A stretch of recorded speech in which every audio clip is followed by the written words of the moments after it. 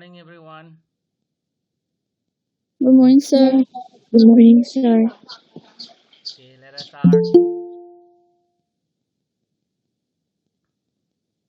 Remember, we have been learning chapter 2, Physical Features of India. We have learned about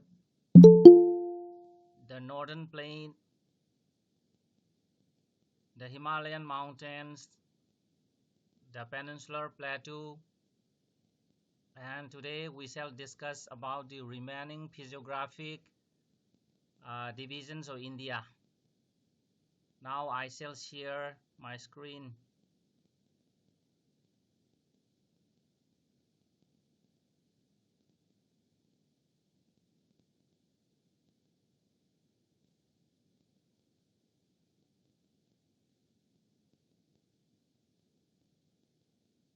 So this is the fourth physiographic division of India, the Indian desert.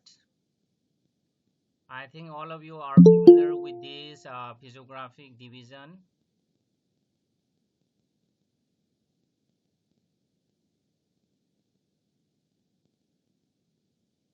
So let us read.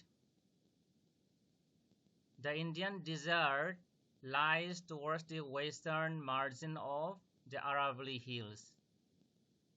So this is the location of Indian desert, also known as the Thar Desert. The Indian desert lies towards the western margin of the Aravalli Hills. It is an undulating sandy plain covered with sand dunes. Okay, undulating means not a level lane. It is rolling. Okay, rolling ground and covered with sand dunes. Sand dunes means heaps of sand or mounds of sand. Now let us have a look at the location of this Indian desert.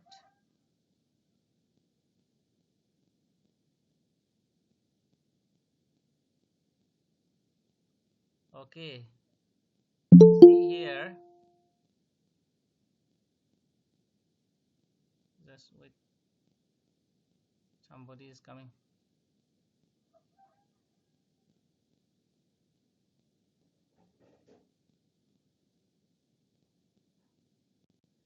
So here lies the Indian desert. Okay, the great Indian desert is here, and this is the Aravalli Range. So the Indian desert, also known as the Thar Desert, lies west of Aravalli Range. As you see here, this is Aravalli Range. Okay, and here we have the Indian desert. So this desert is covered with sand dunes. And this region receives very low rainfall below 150 millimeters per year. The amount rainfall is very low. It is below 15 centimeters in a year. That is why we call it desert. Okay, and it has arid climate with low vegetation cover. Arid means desert. Okay, arid climate means dry climate with low vegetation cover.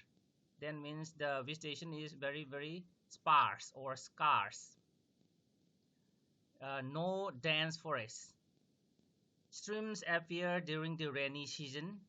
Soon after, they disappear into sand, and as they do not have enough water to reach the sea.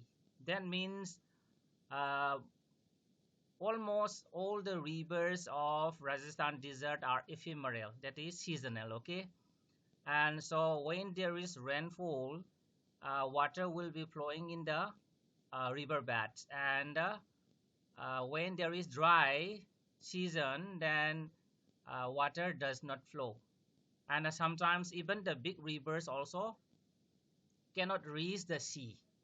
Such type of river is known as ephemeral river. Okay, and Luni is the only large river in this region. Luni is the largest river in Rajasthan desert. So let us have a look. See here, Luni river is here. Okay, Luni river is here, and it enters the Run of Kutch. It does not reach the Arabian Sea. Okay, it is merging with the Rann of Kutch in Gujarat. So this is an ephemeral river and the largest river of the Indian desert. Okay, any question, boys and girls? No, sir. See, this figure number 2.7 shows a sheen of Indian desert, and I think you may be seeing sand dunes, mounds of sand covering the desert, and the women folk are carrying water, okay, pots of water. So let us continue. Barsans, that means crescent-shaped sand dunes cover the larger areas, but longitudinal dunes become more prominent near the Indo-Pakistan boundary. Okay, if you visit Jaisalmer, you may go to see a group of Barsans. Actually, see here along the Indo-Pakistan border here. Here in this area, you'll find longitudinal sand dunes, whereas in other areas, you'll find Barsans. And what are these? Let us see. Actually, Barsan, it looks like a crescent. Thus, it is if you are looking from sky.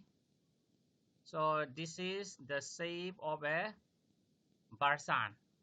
And if you cut here, okay. So if you cut here, then it looks like this. It looks like this. So the wind blows. Okay, the wind blows from this direction. So this is the direction of wind. And such type of sand dune is known as Barsan. Okay, it is known as Barsan.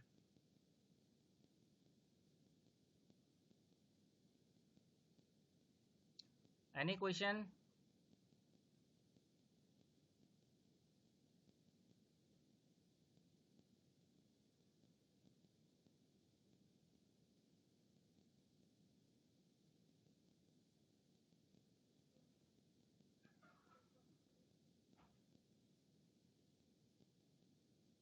Then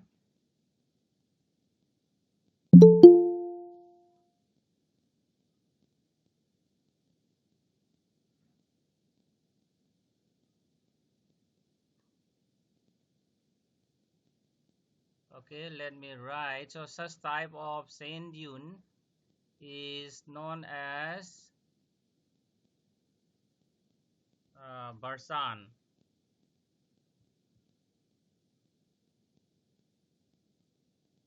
Okay, Barsan. And another type of sand dune, as I have mentioned you, it is longitudinal. It is like this. It is just like a ridge of sand like this. Okay, and the direction of wind is parallel with this. So this is the direction of the wind. And such type of sand dune is known as longi longitudinal sand dune. Okay, longitudinal sand dune. So these are the two types of sand dunes you'll find in Rajasthan desert. The first one, okay, you'll see in the eastern part of the desert, and this one you'll see in the western part of the desert, that is along the Indo-Pakistan border. Okay, so this is about Indian desert. Any question up to here, boys and girls?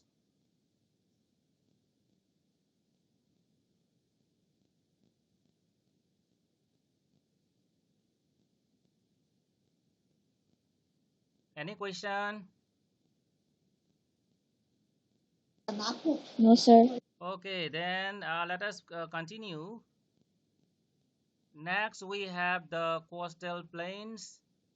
The peninsular plateau is flanked by stretch of narrow coastal strips running along the Arabian Sea on the west and the Bay of Bengal on the east. Okay, that means the peninsular plateau is surrounded by coastal plains, and one plain is running along the Arabian Sea coast, another is running along the Bay of Bengal Sea coast. The west coast, sandwiched between the Western Ghats and Arabian Sea, is a narrow plain. Okay, just let us have a look of this map. So we have two coastal plains. One is here and one is here. Okay, one is here and here. Let me, okay. Just see here the thick, this thick line. This is the Western Ghats, and here between the Western Ghats and Arabian Sea, we have the Western coastal plain, and here between the Eastern Ghats and the Bay of Bengal, we have the Eastern coastal plain. Okay, and you must know that the Western coastal plain is a narrow plain, and it consists of three sections. The northern part of the coast is called the Konkan or Mumbai coast. The central stretch is called the Kannat plain, while the southern stretch is referred to as the Malabar coast. That means the western coastal plain is divided into three sections. Okay, is divided into three sections. Just see here. Here up to here, up to this Goa. Okay, this area is known as what? The northernmost part is known as Konkan coast. That is from Mumbai to Goa. Okay, from Mumbai to Goa, it is known as Konkan coast. Then next we have in the central part we have Kannat plain, and in Kerala area here in the southernmost part we have the Malabar coast. Okay, here just I will type the northernmost one is known as what?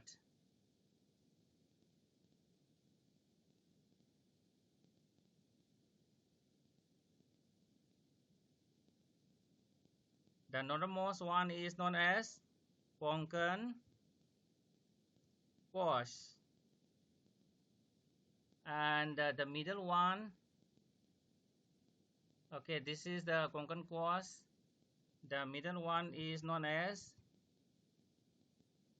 Kanar. Okay, and the southernmost one is known as Malabar.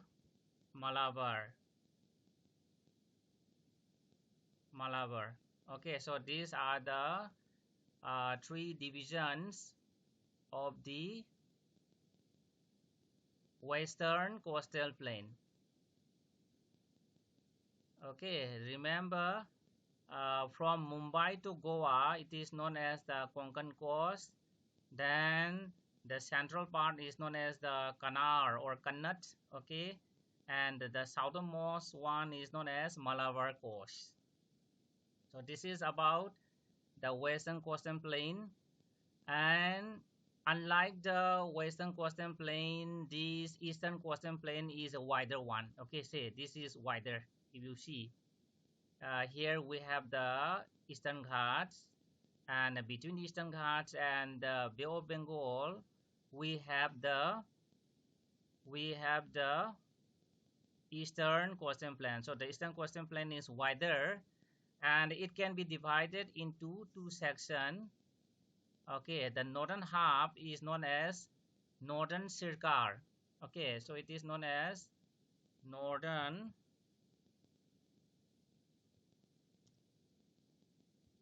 circar, and the southern section Okay, this southern section in Tamil Nadu area, as it is also already written here, it is known as Coromandel. Okay, Coromandel coast.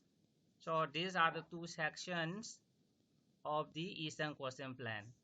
Northern part is known as the northern Sarkar, and the southern section is known as the Coromandel coast. Remember, the eastern coastal plain is wider than the western coastal plain. Okay, let's see here.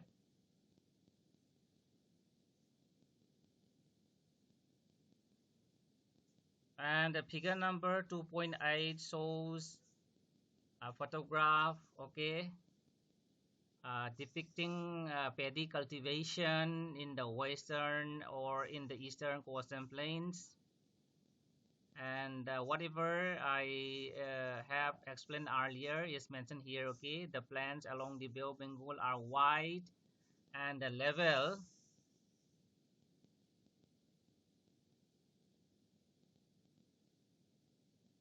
Okay, and it is the northern part is referred to as the northern Sarkar, while the southern one is known as the Coromandel course. Large rivers such as Mahanadi, Godavari, Krishna, Kaveri have formed extensive delta along this course.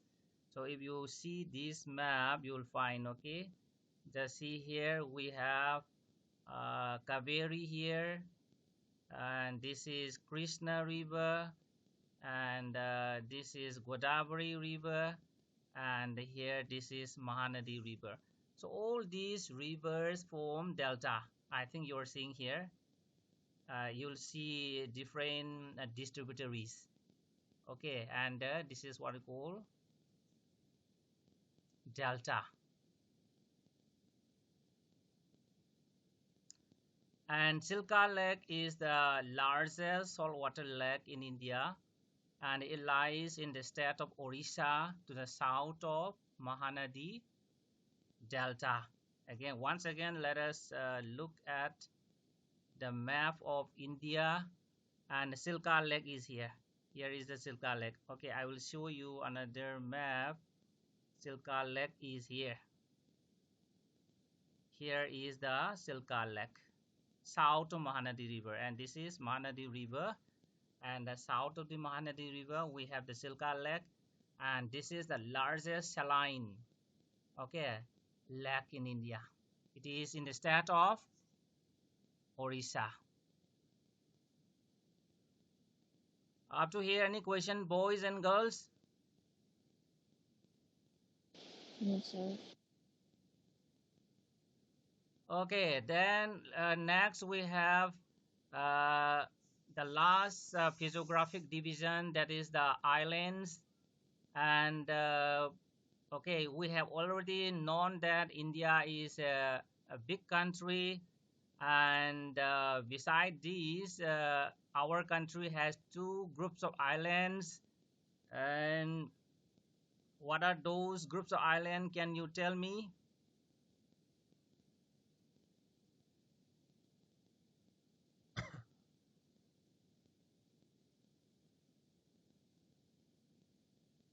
Okay, I think all of you have known. See, figure number 2.9 shows a photograph of an island. An island, you know, this is a landmass or a piece of land surrounded by water on all sides. That is not an island. And we have two groups of islands here. In the Arabian Sea, we have Lakshadweep group of islands, and in the Andaman and Nicobar, sorry, in the Bay of Bengal, we have the Andaman Nicobar groups of islands. Okay, so these are the two groups of islands of India. So let us read.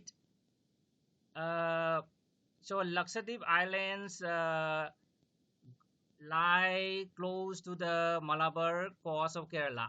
I think you have seen the location. We may see another photograph also. Just see here, Lakshadweep is here, and Malabar coast is here. in Kerala. Okay, so it lies close to the Malabar coast, and this group islands is composed of small coral islands. Okay, so what are corals? Actually, corals are short-lived microscopic organisms, and they live in colonies. Okay, they live in groups.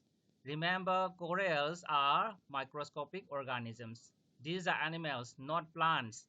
Just see here, I will show you some photographs. Okay,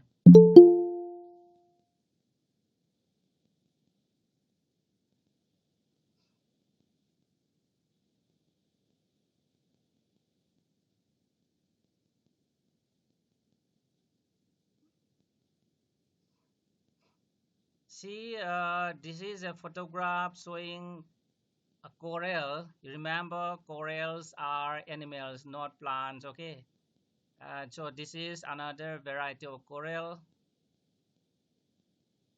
This is another variety of corals. Remember, corals are animals, not plants. Okay, so see, these corals secrete calcium carbonate.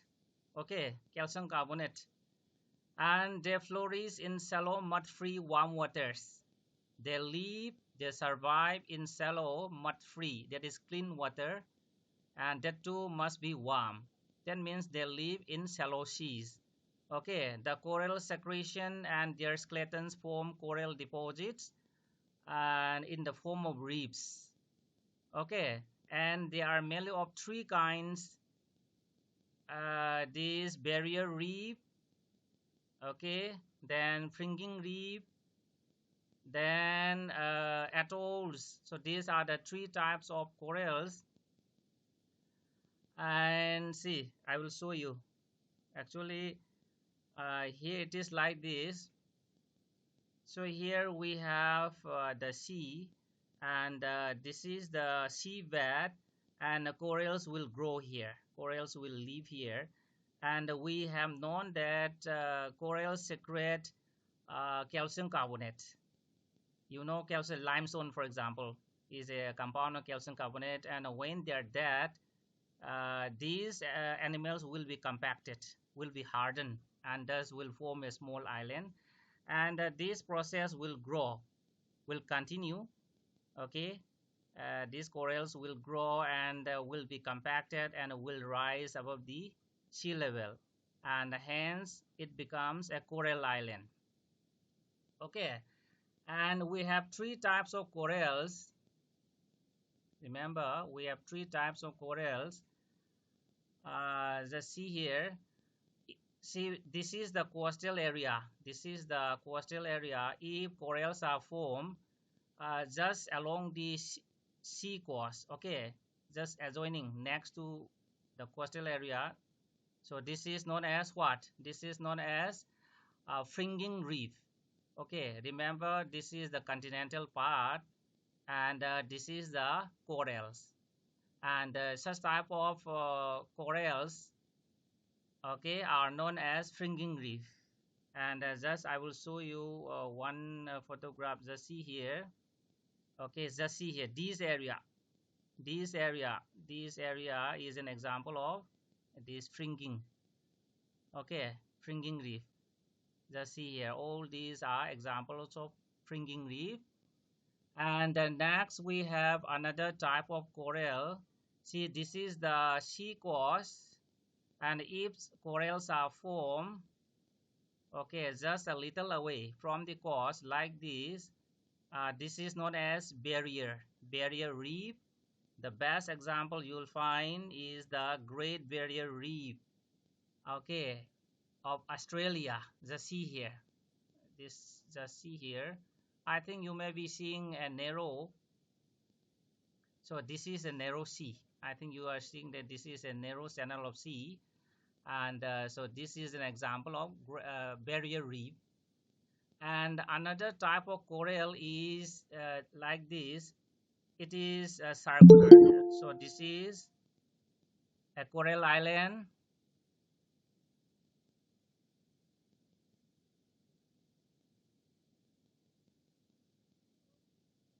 Okay, this is a circular, a semicircular horseshoe shape. This is another one, and this is another one, and in the middle there will be an island. Okay, so such type of coral island is known as atoll. And if you cut here, if you cut along this line, it looks like this. It looks like this, see. And here we have the sea. So this area is filled up with water. This area is filled up with water. And such type of coral island is known as atoll. And see, I will show you one photograph. So this photograph shows an atoll. Okay, so here there may be uh, an island here. Okay, and this is circular. So this is the atoll. This is the atoll. So these are the three types of atoll. Three types of corals.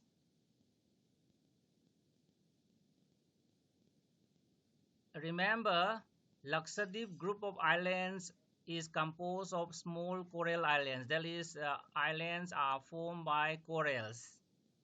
And earlier, Lakshadweep group of islands were known as Lakshadweep, Minicoy, and Amindivi. In 1973, these were named as Lakshadweep. Okay, before 1973, these group of islands were known as Lakshadweep, Minicoy, and Amindivi. After 1973, it was renamed as Lakshadweep, and this group of islands covers a small area of 32 square kilometer. Kavaratti Island is the administrative headquarters of Lakshadweep. That is the capital. Okay, Kavaratti is the capital of Lakshadweep, and this group island has a great diversity of flora and fauna. Variety of plants and animals live there. The Pitti Island, which is uninhabited, has a bird sanctuary.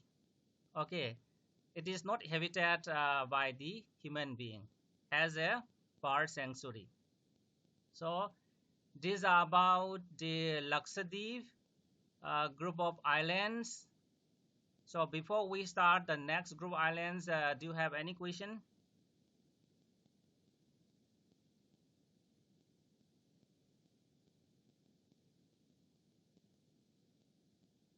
Okay, let us continue. Another group of islands is known as the Andaman Nicobar Islands, and so these are elongated chain of islands. Okay, located in the Bay of Bengal, extending from north to south. These are, as I already told you, Andaman Nicobar Islands.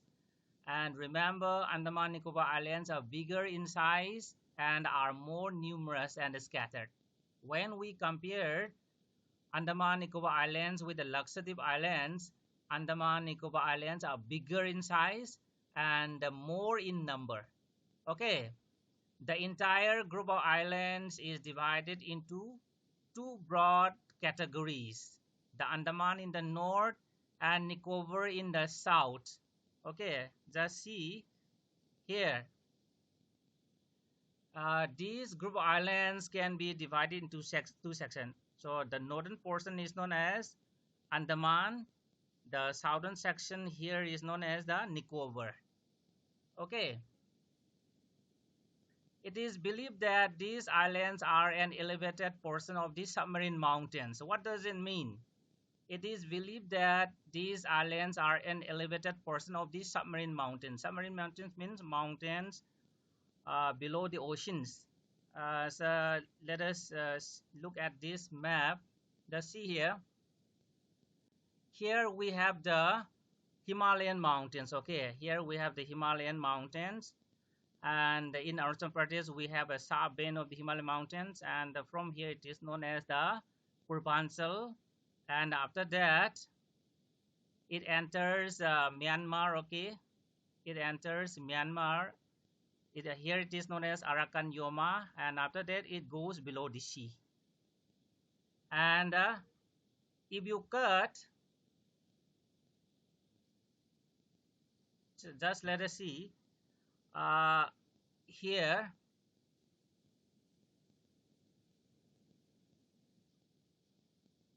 let us say this is the sea. Okay, this is the sea, and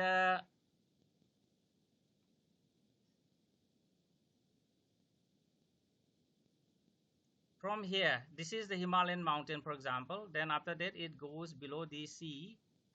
Then here it is going like this, and again it is rising here, thus forming the islands. And this is the seabed. And say this section is the Himalayan mountain. Okay, see, as I told you, the Himalayan mountain is running here, and here this is the Purvanchal, then Mizo Hills, then Arakan Yoma. After that, it goes below the sea, and that means this section is the what? This section is known as Bay of Bengal. Okay, Bay of Bengal. So the Himalayan mountains goes below the sea here. After that, somewhere here in this area, it is rising above the sea, thus becoming the islands. Okay, Andaman Nicobar Islands.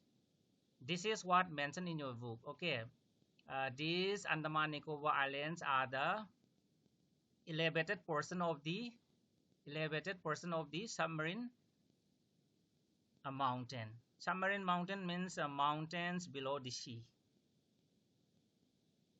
And these island groups are of great strategic importance for the country. And there is great diversity of flora and fauna. Means that different varieties of plants and animals are there in this group of islands. And these islands lie close to the equator and experience equatorial climate. That means very hot throughout the year. Okay, heavy rainfall throughout the year. And it has a thick forest cover. So this is about Andaman Nicobar Islands. And remember, India's only active volcano is found on Barren Island in Andaman Nicobar Group Islands. So India has only one active volcano, and it is located in the Barren Island of the Andaman and Nicobar Group Islands. Okay, so from the discussions above, we have learned that each physiographic unit has a unique feature, has a unique quality. Say, for example, the mountains are the major sources of water and the forest wealth. Then the northern plains are the granaries of country. They provide a base for early civilization. That means northern plains are very fertile, and we grow different types of crops. Okay, they provide the base for early civilization. I think you might have learned in history. Then the plateau is a storehouse of minerals which has played a crucial role in the industrialization of the country. So in the plateau areas, we find different types of mineral, coals, then the different metals. Okay, then the coastal region and the island groups provide site for fishing and for activities. So in this way, each physiographic unit has a usefulness. Okay, up to here, any question, boys and girls? No, sir.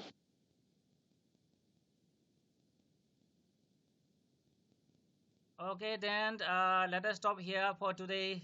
Thank you very much for joining my class. Thank Thank you, you, sir. sir. Thank you, sir. Thank you, My sir. Thank pleasure, my you, pleasure.